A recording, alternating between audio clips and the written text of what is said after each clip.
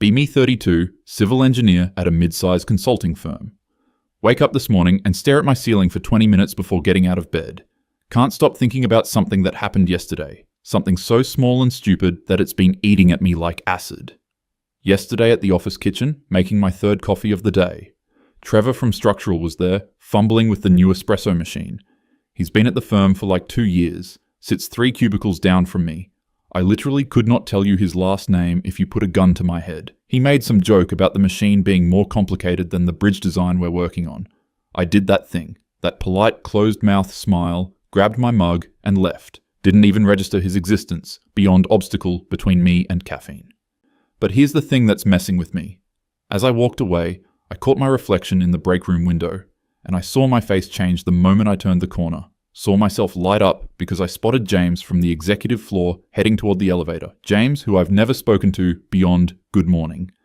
James, who is definitely married based on the ring and the framed photo on his desk that I've definitely noticed despite never being in his office. Felt my posture change, felt myself suck in my stomach, adjust my hair. All automatic, all unconscious. Stood there in the hallway after he passed, coffee getting cold in my hands, and had this moment of absolute clarity that made me want to vomit. When was the last time I actually looked at Trevor? Like actually saw him as a human being, let alone a man. Went back to my desk and couldn't focus on the drainage calculations I was supposed to finish. Started mentally cataloguing every male colleague I interact with. The partners I laugh at their jokes, even when they're not funny. The senior engineers I make sure to greet every morning. The clients I subtly flirt with during presentations. All of them have something, some quality that makes them visible to me. Height, status, deep voice, corner office, expensive watch, good hair, confidence that borders on arrogance. Then there's everyone else, the technicians, the junior engineers, the IT guys, the support staff. And I realized with this creeping horror that I treat them like furniture. Not badly, I'm not rude, I say please and thank you. But I don't see them. They don't exist in my field of vision as men, as potential partners, as sexual beings. They're just neutral human-shaped objects that perform functions. Sitting here at my desk, trying to remember any conversation I've had with Trevor beyond work stuff, drawing a complete blank. But I can tell you exactly what James wore last Friday. I can tell you that Marcus from the client services has a gym routine because his shoulders have gotten broader. I can tell you that the new project manager has this way of leaning against door frames that does something to my brain, chemistry. Meanwhile, there's probably 10 guys on my floor whose eye color I couldn't name. Decided to scroll through my dating app matches during lunch. Looked at my requirements filter. 6 feet tall, minimum, I'm 5 feet 6 inches. Income above 80,000, I make 75,000. College degree required, I have one. Seems fair, right? Started looking at the guys I've swiped left on. Just endless sea of faces I rejected in half a second. Some of them were probably perfectly fine humans. But they didn't grab me. Didn't stand out. Didn't make me feel anything. Closed the app feeling like I needed to shower. Remembered this guy from 3 years ago. Met him at a friend's birthday dinner. His name was David. He was a middle school teacher. We sat next to each other. He was actually funny. We talked about urban planning and architecture. He had this enthusiasm about his job, about teaching kids. That was genuinely sweet. He was maybe 5 feet 9 inches, average build, average face, wore a sweater with a small stain on the sleeve. He asked for my number at the end of the night. I gave it to him because it felt rude not to. He texted me 2 days later, asking if I wanted to get coffee. I remember staring at that text and feeling nothing. Not repulsion, not interest, just nothing. Told him I was really busy with work, but thanks. He said no problem, maybe some other time. Never followed up, neither did I. Week later, I matched with a guy on the app who had photos of himself rock climbing and sailing. Turned out he worked in his dad's company and had the personality of dry toast. Went on 3 dates with him anyway because he looked good in photos and knew wine. He eventually ghosted me and I was upset for like 2 weeks. David the teacher never crossed my mind again until today. What the heck is wrong with me? Started thinking about all the times I've complained about dating, all the conversations with my friends about how men are trash, how there are no good guys out there, how everyone on the apps just wants hookups, how modern dating is broken, sitting here realizing I've been lying to myself this entire time. There probably are good guys out there. I just literally don't see them. They're invisible to me, like how people say service workers are invisible to rich people. Except I'm not rich, and I consider myself aware of class dynamics. I've read the books, I've examined my biases, I call out objectification. I've had full-blown arguments with my dad about how women shouldn't be judged on appearance. I've written emails to HR about dress code policies being sexist. But apparently, I'm doing the exact same thing, just in reverse, just quietly, just in a way that lets me maintain my self-image as evolved, remembered this moment from 6 months ago. Company happy hour at some trendy bar downtown. I was talking with Sarah from accounting about her divorce. This guy approached us, clearly working up courage. He was probably our age, decent looking in a plain way, khakis and a button down. Asked if he could buy me a drink. I did the I'm in the middle of a conversation face and turned back to Sarah. He apologized and left. Sarah and I laughed about it after, about the audacity of interrupting. But here's the thing I'm remembering now. 20 minutes later, a different guy approached. Taller, better dressed, had this smooth way of inserting himself into our conversation. He was definitely more attractive in a conventional way. I didn't get annoyed at all. I actually felt flattered. Ended up talking to him for an hour, gave him my number, went on 2 dates. He turned out to be incredibly self-absorbed, and we had nothing in common. But I gave him a chance I didn't give the first guy. The first guy who I don't even remember what he looked like beyond not tall enough to notice. Started thinking about my ex-boyfriends. Ryan, who was 6 feet 3 inches and worked in finance, cheated on me with someone from his gym. Marcus, who had his own marketing agency, turned out to have a coke problem. Alex, who was a personal trainer, dumped me over text after 4 months. Seeing a pattern here. All of them had something that made them stand out in a room. All of them had status markers that registered to me as valuable. All of them treated me like I was replaceable. Because they could. Because they had options. Because women like me were lining up. Women like me who couldn't see anyone else. There was this guy in my engineering cohort in college. His name was Ben. We were lab partners for 2 semesters. He was reliable, smart, always did his part of the work. We'd stay late in the lab sometimes, talk about our projects, our families. He had this quiet sense of humor that caught me off guard sometimes. I genuinely enjoyed his company, never once considered him romantically. Not because he did anything wrong, he just didn't activate whatever part of my brain that recognizes men as potential partners.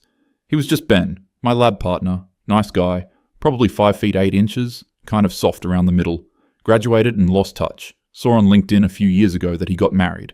His wife looks happy in the photos. I felt nothing when I saw it, just scrolled past. But I can still remember the name of a guy I made out with once at a bar in 2019, because he was tall and had cheekbones and made me feel like I won something. Sitting in my apartment now, lights off, laptop glow on my face. Going through my mental archive of every male interaction I can remember, trying to find evidence that I'm not as shallow as I'm afraid I am. Coming up empty. The guy who helps me at the grocery store, always friendly, probably asked me out once in a subtle way that I deflected without thinking. The neighbor who offered to help me move furniture, seems nice enough, never registered as date-worthy. My friend's brother, who's apparently been asking about me according to her, I actively avoided him at her last party because he's not my type. What is my type exactly? Apparently men who make me feel status adjacent. Men who other women want. Men who look good in photos I can show people. Men who fit some template I've absorbed from every movie and TV show and Instagram post. The height thing is really bothering me now. Why do I care so much about height? I've literally rejected perfectly nice men because they were under 6 feet. What the heck does height have to do with compatibility or kindness or shared values? Nothing. Absolutely nothing. But I can feel it in my body, that preference, like it's hardwired. When I see a tall man, I register it immediately, feel something shift in my attention. Short guys just don't compute as sexual beings to me. Average guys don't compute as sexual beings to me. How is this different from men who only date women under a certain weight? I've called that shallow. I've said that's objectification. I've said that's reducing women to their bodies.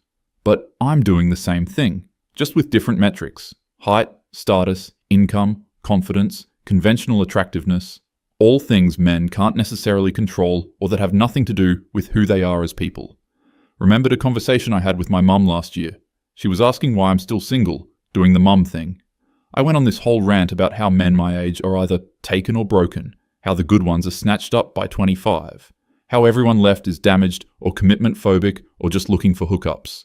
My mum got this look on her face. She asked if I'd considered that maybe my standards were too narrow. I got defensive, told her I wasn't going to settle. She didn't push it, but I could tell she was thinking something she didn't say. I think I know what it was now. She wasn't saying I should settle for someone who treats me badly. She was saying, Maybe I'm not seeing all the options. Maybe I'm filtering out perfectly good men because they don't meet some arbitrary checklist. Checklist I've never even consciously acknowledged having.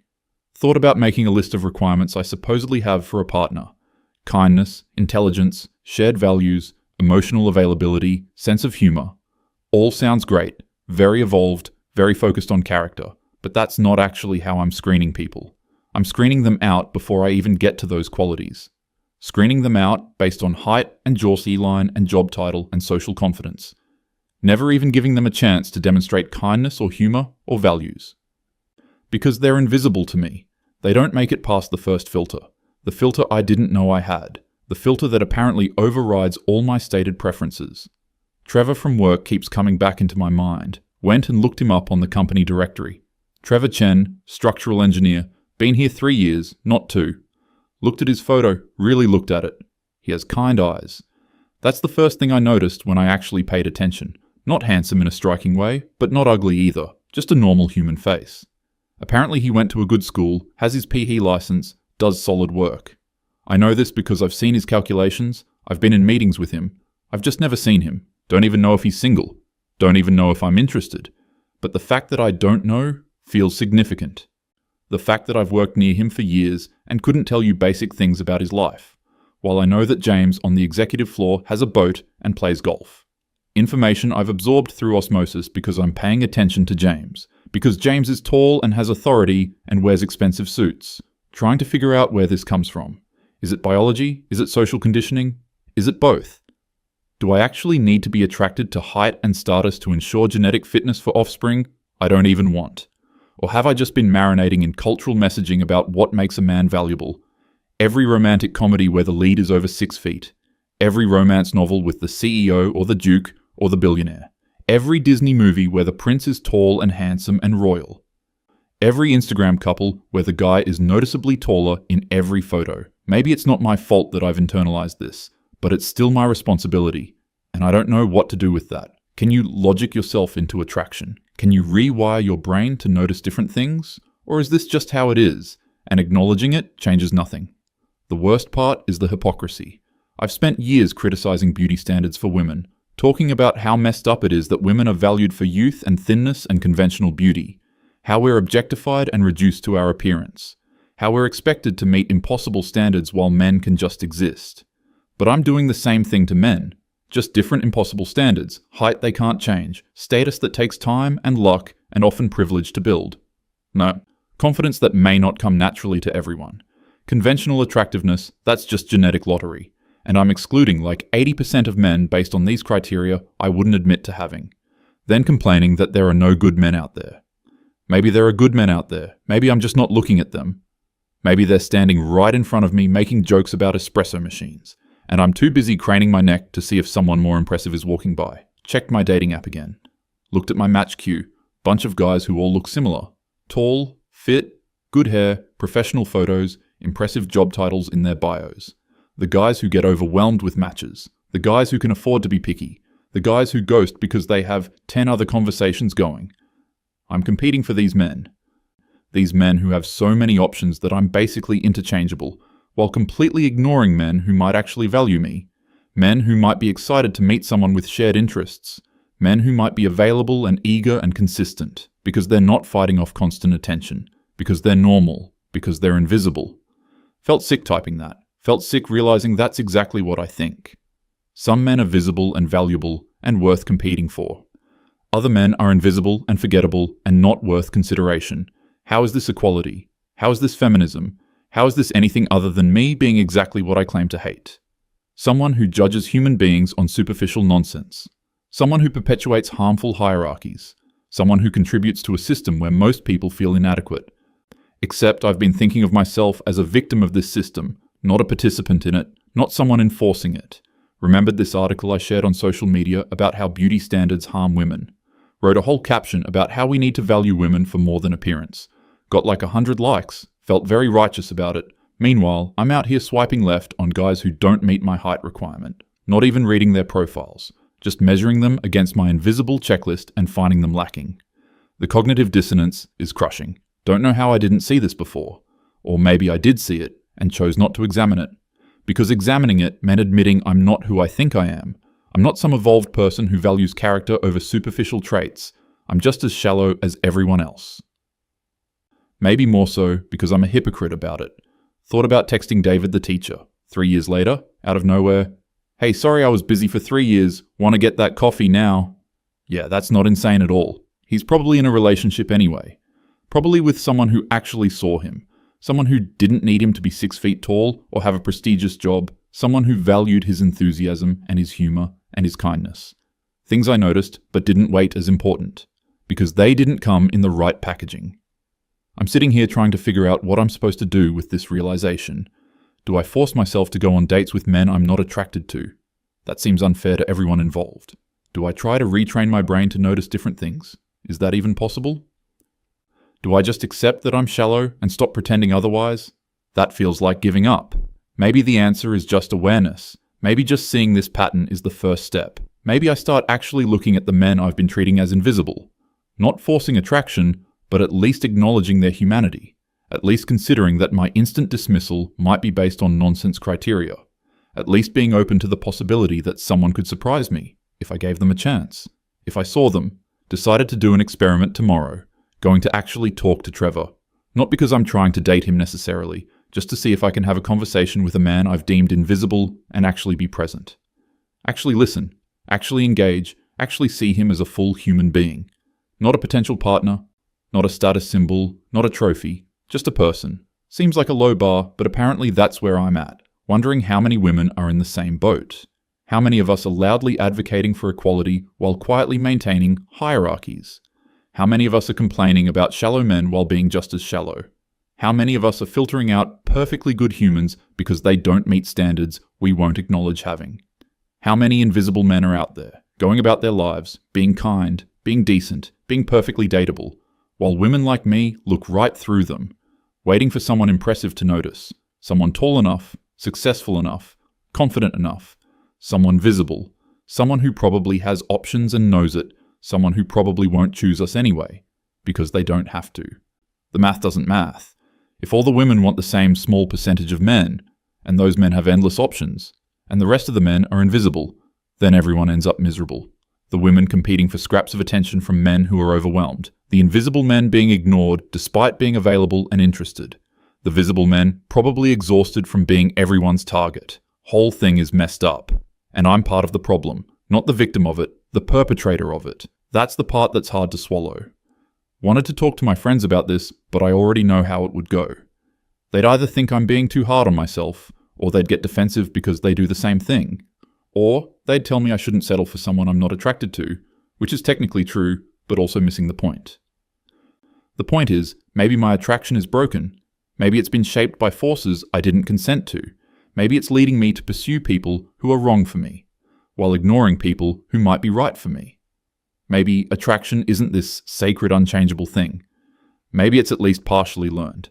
And if it's learned, maybe it can be unlearned, or at least examined, or at least acknowledged as potentially problematic. Looked in the mirror before bed, felt like I was seeing myself clearly for the first time in a while. Not the version of myself I present to the world, the progressive, thoughtful, equality-minded woman, but the actual me, the me who judges men on height and status and looks, while expecting not to be judged the same way, the me who is complicit in the same systems I critique, the me who is maybe not as evolved as I thought, don't have any answers, don't have a resolution, don't even know if I'm going to change anything. Maybe tomorrow I'll talk to Trevor and feel nothing, and this was all pointless. Maybe I'm just wired this way, and awareness changes nothing. Maybe I'll keep swiping left on perfectly fine men and wondering why I'm alone. Maybe that's just how it is. But at least now I know. At least now I see it. The invisible men. And my role in making them invisible. Lying in bed, can't sleep. Keep thinking about all the Trevors and Davids and Bens. All the men I've looked through instead of at. Wondering if they know they're invisible. Wondering if they've figured out the pattern. Wondering if they resent it or accept it or have just given up. Wondering what it feels like to be decent and kind and available. And completely overlooked. Probably feels like how I feel when men only value me for my appearance. Or when I get passed over for a promotion because I'm a woman. Or when I'm not taken seriously in meetings. Feels like being reduced to a category instead of seen as an individual. Feels like being judged on things that don't define you. Feels like being invisible despite being right there. Yeah, probably feels exactly like that. Fuck.